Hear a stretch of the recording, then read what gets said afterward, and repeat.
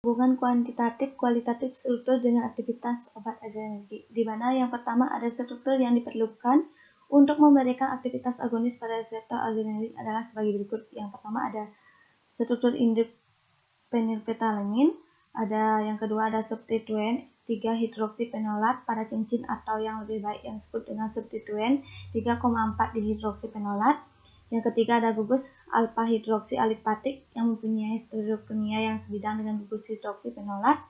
Yang keempat ada substituen yang kecil rantai samping H, CH3, CH5, C2, H5 dapat dimasukkan ke dalam atom C tanpa mempengaruhi aktivitas agonis.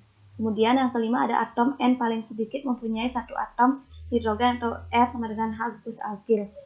Yang kedua ada tiap-tiap gugus mempunyai aktivitas terhadap reseptor yang berhubungan dengan aktivitas adrenergik.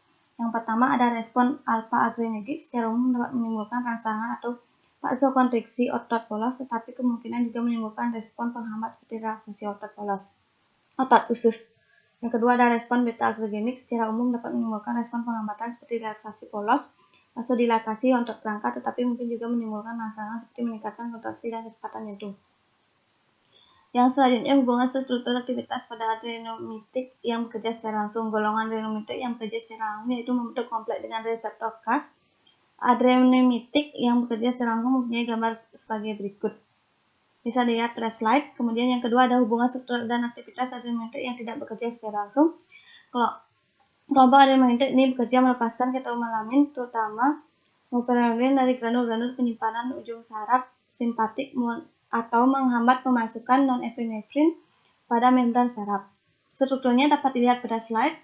Kemudian yang ketiga ada hubungan struktur dan aktivitas adrenomitik yang bekerja secara campuran, di mana adrenomitik ini bekerja campuran dapat menimbulkan efek melalui pengaktifan adrenoreseptor dan melepaskan ketomelamin dari tempat penyimpanan menghambat pemasukan ketomelamin. Salah satunya adalah epinefrin. Contohnya dapat dilihat pada slide.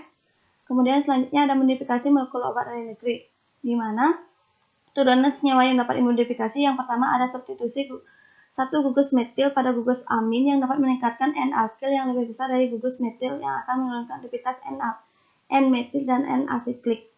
Yang kedua ada siklirasi pada rantai samping yang menurunkan efek perangsang sistem saraf pusat tetapi tidak mempengaruhi efek aloreksinya.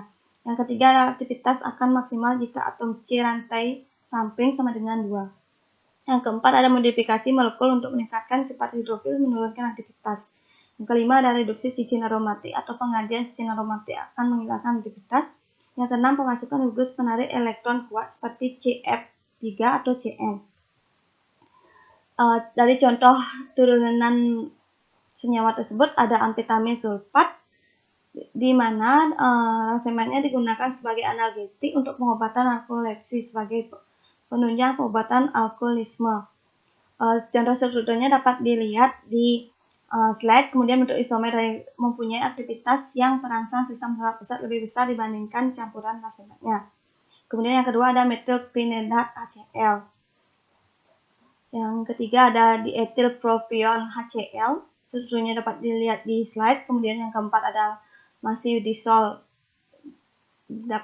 yang dimana disebut dengan turunan imidasiol. Strukturnya dapat dilihat di slide. Yang terakhir ada pentermin HCl, mana digunakan sebagai obat penurun nafsu makan. Kesimpulan, berdasarkan pembahasan di atas dapat disimpulkan beberapa sebagai senyawa adrenik merupakan senyawa yang dapat menghasilkan efek yang sangat respon akibat agonis dan pada sistem adrenal lainnya. Selanjutnya kesimpulan bisa dibaca pada slide semuanya.